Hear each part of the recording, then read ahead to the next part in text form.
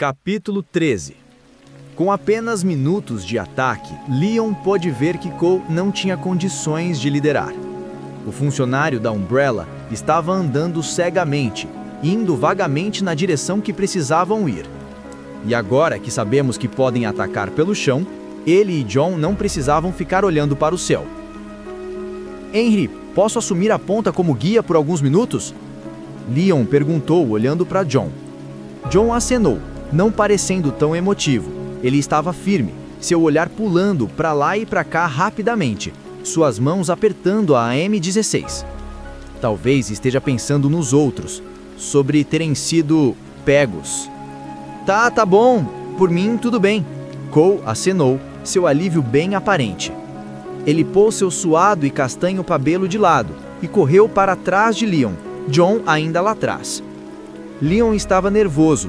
Os pássaros, ducks, eram desagradáveis e perigosos, e foi um alívio tê-los visto. Eles não eram tão terríveis quanto sua imaginação o tinha feito acreditar quando ouviu os primeiros berros. Os monstros da mente são sempre piores do que os de verdade, e os ducks nem resistiam muito. Enquanto John e ele ficarem de guarda, todos conseguirão. Eles tinham sido espantados para sul e Leon corrigiu a rota, percebendo que estava começando a identificar o que poderia ser a parede. A disposição das árvores causava confusões. Não eram tão juntas, mas estavam espalhadas, dando a impressão de densidade ao olhar para a floresta. A grossa cobertura do chão, algum tipo de plástico moldado, não se movia sobre os pés. O relevo e as depressões do material tornavam ainda mais difícil sentir o tamanho do lugar. É tão estranho, tão acima, tão parecido com a Umbrella? Era como aquele vasto laboratório sob Raccoon, completo com sua própria casa de fundição e ferrovia particular. Inacreditável, mas viu tudo pessoalmente. E Leon soube através dos STRAS que havia uma isolada enseada na costa de Maine, guardada por equipes de zumbis, e uma mansão deserta na floresta. A mansão de Spencer, aquela equipada com segredos, chaves, códigos e passagens como o cenário de um filme de espionagem que a ninguém convence. E agora isso, ambientes simulados sob as áridas e planas salinas de Utah. Como Reston o havia chamado? O planeta? Era extravagante, decadente, desperdício imoral, ridículo, exceto por estarmos presos nele, e só Deus saber o que enfrentaremos depois. Leon continuou andando, tentando não pensar como Claire e os outros estavam. Reston presumiu que o resto da equipe havia sido capturado, mas Leon não sabia. Também não sabia o quanto Claire e Rebecca eram engenhosas, ou o quanto brilhante David era como estrategista. Todos eles já escaparam da Umbrella antes, e não havia motivos para não conseguirem de novo. Leon estava tão entretido na sua conversa particular, quando não viu a clareira até estar praticamente na beira dela, a menos de 6 metros. Ele parou, lembrando do último ataque, e se repreendeu por não ter prestado atenção. Vamos recuar e retornar, ele disse, e aí ouviu o bater de asas, e sabia que já era tarde demais. Nas murchas sombras sobre o espaço aberto, 1, 2, 3 deles estavam mergulhando das traves de pouso, planando em torno da clareira. Droga! Um deles começou a gritar, e os outros acima se esconderam nas árvores, juntando-se na música. Uma ensurdecedora e horrorosa cacofonia aguda. Leon recuou, John ao seu lado de repente, mirando o rifle na clareira. O primeiro voou para as árvores, sacudindo-se de lado a lado como para voar entre elas. Ele arremeteu no último segundo, tão rápido que não acertaram um tiro. Assim que subiu, Leon viu 2 no chão, carregando seus vigorosos corpos entre as asas dobradas.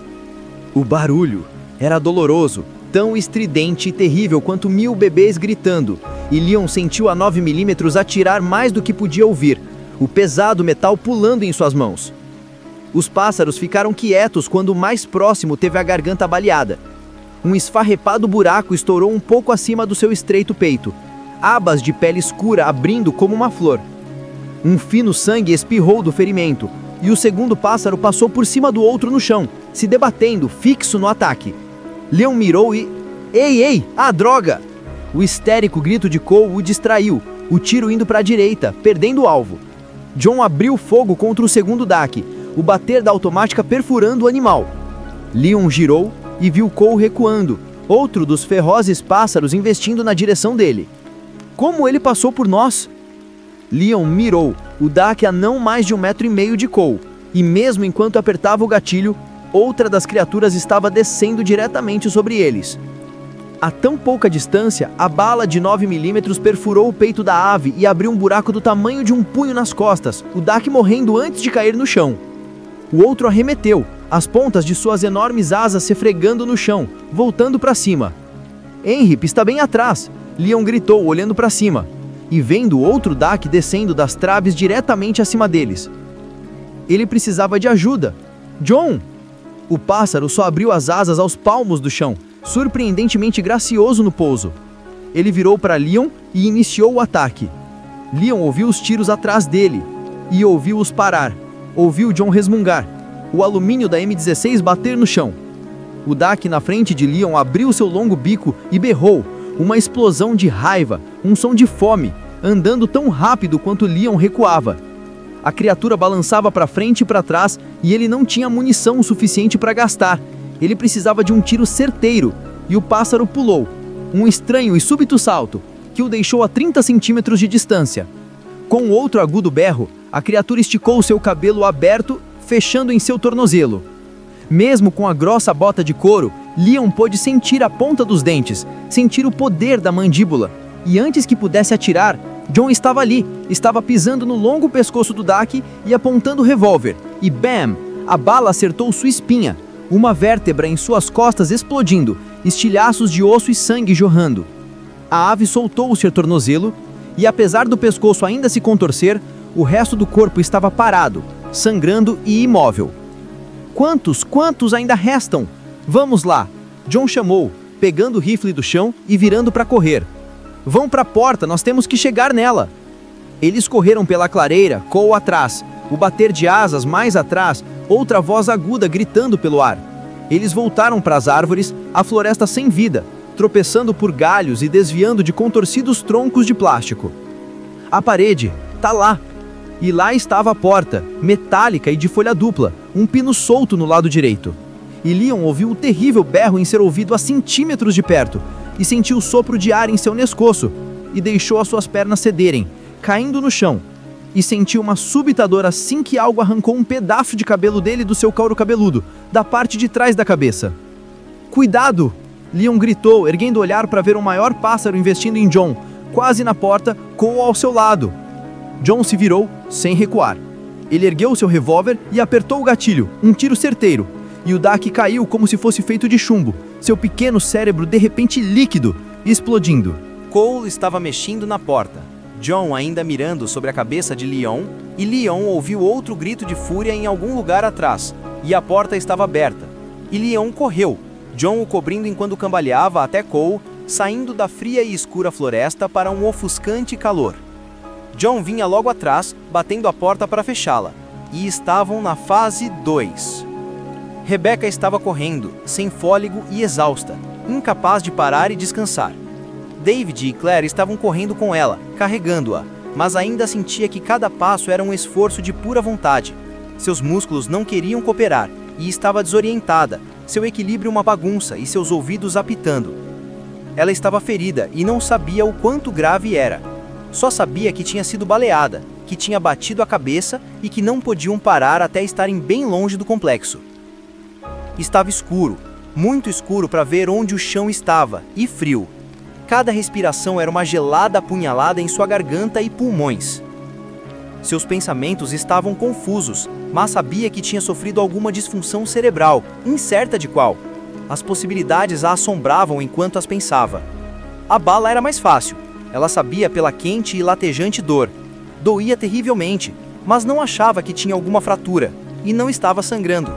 Estava mais preocupada com a perda de coerência. Baleada no glúteo esquerdo, alojada no isquio. Sortuda, sortuda, sortuda. Choque ou concussão? Concussão ou choque? Ela precisava parar, checar o pulso temporal, procurar sangue nos ouvidos, ou por CSF, algo que nem queria pensar. Mesmo em seu confuso estado, ela sabia que sangrar fluido cérebro-espinal era a pior consequência de uma pancada na cabeça. Depois do que pareceu um bom tempo e mais balanços e mudanças de direção do que pôde contar, David diminuiu, pedindo Claire que diminuísse e que iriam deitar Rebecca no chão. No meu lado, Rebecca ofegou. A bala está no lado esquerdo.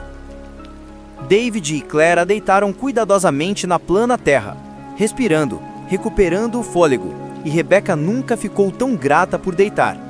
Ela só pegou um lance do céu preto enquanto David a rolou. As estrelas estavam incríveis, claras e frias sobre o fundo oceano negro.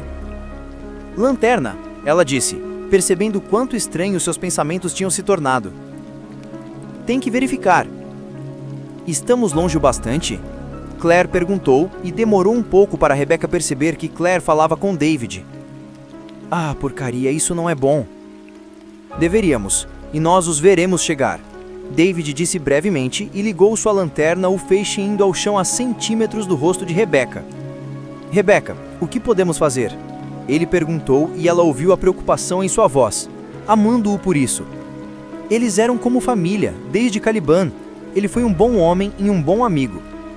Rebecca, desta vez ele soou amedrontado.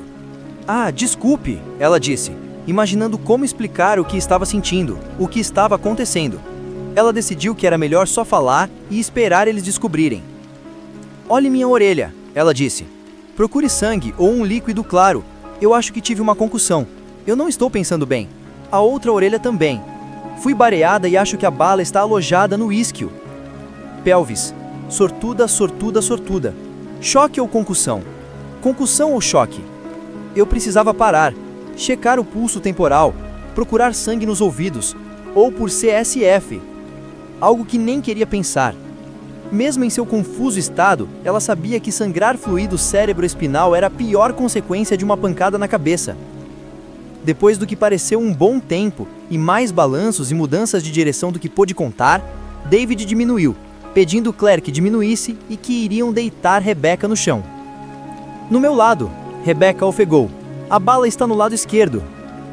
David e Claire a deitaram cuidadosamente na plana terra, respirando, recuperando o fôlego, e Rebecca nunca ficou tão grata por deitar. Ela só pegou um lance do céu preto enquanto David a rolou. As estrelas estavam incríveis, claras e frias sobre o fundo oceano negro. Lanterna, ela disse, percebendo quanto estranhos seus pensamentos tinham se tornado. Tem que verificar. Estamos longe o bastante? Claire perguntou e demorou um pouco para Rebecca perceber que Claire falava com David. Ah, porcaria, isso não é bom. Deveríamos, e nós os veremos chegar. David disse brevemente e ligou sua lanterna. Rebecca, o que podemos fazer? Ele perguntou e ela ouviu a preocupação em sua voz, amando-o por isso. Eles eram como família, desde Caliban. Ele foi um bom homem e um bom amigo. Rebecca? Desta vez ele soou amedrontado. Ah, desculpe, ela disse, imaginando como explicar o que estava sentindo, o que estava acontecendo. Ela decidiu que era melhor só falar e esperar eles descobrirem. Olhe minha orelha, ela disse. Procure sangue ou um líquido claro. Eu acho que tive uma concussão. Eu não estou pensando bem. A outra orelha também. Fui baleada e acho que a bala está alojada no meu mísquio. Pelvis. Sortuda, sortuda, sortuda. Não deve estar sangrando muito. Eu posso desinfetar e cobrir se me derem meu estojo. Tem gás e isso é bom. A bala podia ter acertado a espinha ou ter pego a artéria femoral. Muito sangue, isso é ruim. Ferida e sendo eu a única médica. Enquanto falava, David iluminou seu rosto e gentilmente o levantou para checar o outro lado antes de apoiar sua cabeça no colo dele. As pernas dele estavam quentes, seus músculos se contorcendo. Um pouco de sangue no ouvido esquerdo. Claire, tire o estojo de Rebecca, por favor. Rebecca, você não precisa mais falar. Nós vamos te consertar. Tente descansar se puder. Sem CSF. Graças a Deus. Ela queria fechar os olhos para dormir, mas precisava terminar de dizer tudo. Concussão só a menos importante. Significa desorientação, zumbido nos ouvidos, falta de equilíbrio. Pode durar algumas horas ou talvez semanas. Não deve ser tão grave. Não é bom se mexer. Repouso. Ache meu pulso temporal na lateral da minha cabeça. Se não conseguir, eu devo estar em choque. Elevação de temperatura. Ela respirou, e percebeu que a escuridão não estava só do lado de fora. Ela estava cansada, muito, muito cansada, e um tipo de névoa escura estava tomando conta de sua visão. Isso é tudo. Já disse tudo. John, Leon. John e Leon. Ela disse horrorizada por ter esquecido deles por um momento, forçando para se sentar. Perceber isso foi como um tapa na cara. Eu posso andar. Eu estou bem. Nós temos que voltar. David mal a tocou e de alguma forma sua cabeça estava no colo dele de novo. Então Claire levantou a parte de trás da camisa de Rebecca, dando tapinhas de leve na coxa, mandando frescas ondas de dor por seu corpo. Ela franziu os olhos, tentando respirar fundo, tentando ao menos respirar. Nós vamos voltar. E David seguiu falando, e a voz dele parecia estar vindo de muito longe, do topo de um poço ao qual ela caiu. Nós vamos voltar, mas precisamos esperar o helicóptero partir, se é que o fará, e você vai precisar de tempo para se recuperar. Se ele disse mais alguma coisa, Rebecca não ouviu. Ela dormiu e sonhou que era uma criança, brincando na fria, fria neve. Deserto? Não havia animais à vista. Deviam estar do outro lado da duna, e Cole achava que sabia quais pertenciam à fase 2. Antes que John e Leon dessem um passo, antes que os ouvidos de Cole parassem de apitar devido aos gritos dos decks, ele começou a tagarelar. Deserto? A fase 2 é um deserto, então deve ter os sorpes e escorpiões, entenderam? John estava tirando um clipe curvo de seu estojo de perna, franzindo sobre a luz solar artificial que vinha de cima. Devia estar uns 40 graus na câmara, e com as paredes brancas e a ofuscante luz, parecia estar bem mais quente. Leon vasculhou a areia brilhante na frente deles e virou para Cole, olhando como se estivesse comendo algo azedo. Maravilhoso, isso é ótimo. Escorpiões, sorpes e decks. Quais são os outros, Harry, você se lembra? Por um segundo, a mente de Cole ficou vaga. Ele acenou, revirando seu cérebro. Todo o suor de seu corpo já tinha evaporado com o calor.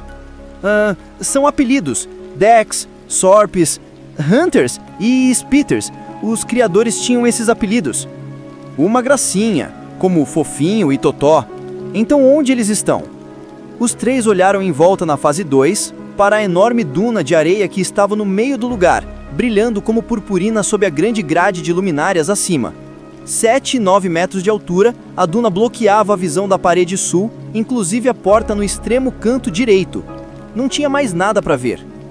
Cole balançou a cabeça sem dizer nada. Os sorpes estavam por lá, e eles tinham que cruzar as quentes dunas de areia para chegar na entrada. Quais eram as outras fases? Montanhas e cidade? Você já as viu? Leon perguntou. A 13 é parecida com, como posso dizer, um abismo no alto de uma montanha, como um desfiladeiro rochoso. E a 4 é uma cidade, alguns quarteirões. Eu tive que checar as entradas de vídeo quando vim pra cá. John olhou pra cima e em volta, franzindo os olhos contra a forte luz. Certo, vídeo. Você lembra onde estão as câmeras? Por que ele quer saber isso? Cole apontou para a esquerda, para o pequeno olho de vidro embutido no alto da parede branca. Tem 5 delas aqui. Aquela é a mais próxima. Com um largo sorriso, John ergueu as 2 mãos e estendeu os dedos do meio para a lente. Toma, Reston. Ele disse bem alto e Cole decidiu que gostava dele, e muito. Leon também, mas não só por serem seu ingresso de saída. Seja lá quais fossem suas motivações, eles certamente estavam no lado certo das coisas. E o fato de que podiam fazer piadas numa hora como essa? Então nós temos um plano? Leon perguntou, ainda olhando para a parede de areia à frente. Por ali, John disse, apontando à direita. E depois subimos. Se ver algo, atire. Brilhante, John. Você devia escrever isso. Sabe, eu... Leon parou, de repente, e Cole ouviu. Uma batida. Um som como unhas batendo em madeira oca. O mesmo som que ouviu quando consertava uma das câmeras semana passada. Um som de garra, abrindo e fechando, como mandíbulas clicando. Scorps, John disse suavemente. Escorpiões não deviam ser noturnos? Mas isso é a Umbrella, lembra? Leon disse. Você tem 2 granadas, eu tenho uma. John acenou e disse. Você sabe usar uma semiautomática? O grande soldado estava observando a duna e levou um segundo para Cole perceber que John estava falando com ele. Ah, sim. Eu nunca usei uma, mas já fiz tiro ao alvo algumas vezes com meu irmão, 6 ou 7 anos atrás. Ele também falou baixo, ouvindo aquele barulho estranho. John olhou diretamente para ele, como se o analisasse, e puxou um pesado revólver de seu coldre de perna. Ele a deu para Cole, segurando-a pelo cano. É uma 9mm, leva 18. Eu tenho mais clips se acabar. Você conhece todas as regras de segurança de uma arma? Não aponte para ninguém ao menos que queira matar, não atire em mim ou no Leon, coisas do tipo. Cole acenou, pegando a arma, e era pesada. E apesar de nunca ter estado tão assustado em seus 34 anos, o sólido peso da arma em suas mãos era um tremendo alívio. Lembrando do que seu irmão dizia sobre segurança, Cole fuçou a arma para ver se estava carregada, antes de olhar para John de novo. Obrigado, ele disse, e era verdade. Ele atraiu esses caras para uma armadilha e eles estavam dando uma arma, dando uma chance. Pode esquecer, isso significa que não temos que nos preocupar em proteger o seu traseiro ao invés dos nossos, John disse, mas sentia um suave sorriso. Vamos. John na frente e Leon logo atrás, eles começaram a leste, andando devagar pelo parado cenário. A areia era verdadeira, se movia sob os pés e com o terrível calor seria um verdadeiro esforço. Eles só andaram uma pequena distância quando Leon pediu uma pausa. Roupa de baixo térmica, ele murmurou, guardando sua arma antes de tirar sua camisa preta e amarrá-la na cintura. Ele vestia uma grossa e texturada camisa por baixo. Eu não imaginei que chegaríamos ao Saara. Todos ouviram um som, só um segundo antes de verem. Antes de verem eles, 3 deles, alinhando-se no topo da duna. Pequenos rios de areia desceram por debaixo de suas múltiplas pernas, cada uma tão grossa quanto um taco de beisebol. Eles tinham garras, eram como gigantes pinças estreitas e pretas, serrilhadas no lado, e longos e segmentados corpos que terminavam em caudas, curvando-se acima de suas costas, com um ferrão nas pontas. Feios e caídos ferrões de pelo menos 30 centímetros. As 3 criaturas cor de areia, cada uma com 1,5 metro de comprimento e 90 centímetros de altura, começaram a fazer barulho. As presas lisas e pontudas sobre os arredondados olhos aracnídeos batiam umas nas outras, soltando aqueles cliques. E então, as 3 criaturas, os monstros, estavam deslizando na direção deles, perfeitamente equilibradas, apressando-se pela areia com facilidade. E no topo da duna, outros 3 apareceram.